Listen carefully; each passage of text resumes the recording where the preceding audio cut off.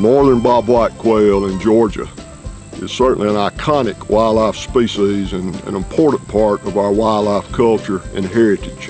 In fact, in 1970, the state legislature declared the Georgia bobwhite as our state game bird.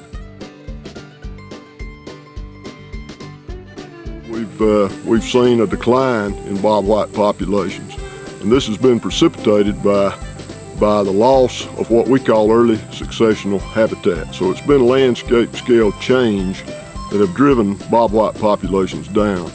And as the population has declined, so has the number of hunters and the quail harvest. As recently as 2012, our estimated number of hunters was 16,000, and the harvest has dropped to about 450,000, with about 80% of those being pen-reared birds. It is important to note that the decline in quail has in no way been related to quail hunting. In fact, if it weren't for hunters and their interest in funding of conservation, the quail decline would be much greater than it has been. Hunters will soon have an opportunity to get out in the fields and pursue bobwhites as our Georgia bobwhite quail season opens November the 16th. In areas where we have landscapes of good quality habitat, we're expecting this to be a good year.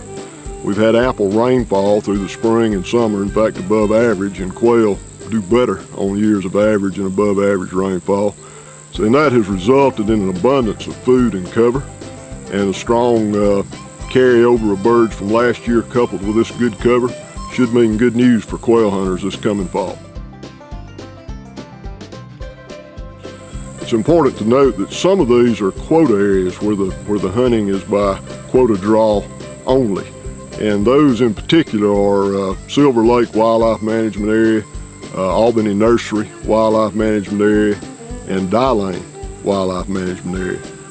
Additionally, we have some lands with quail, with localized coveys of quail that are open during certain days in the season that are posted in the hunting regs that aren't quota areas.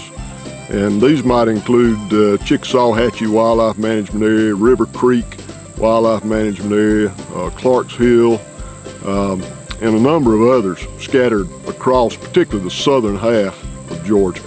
So hunters, to be sure whether an area is a quota or whether it's just open, and if it's open, what days it's open for quail hunting, should look at their hunting regs and look under that particular area.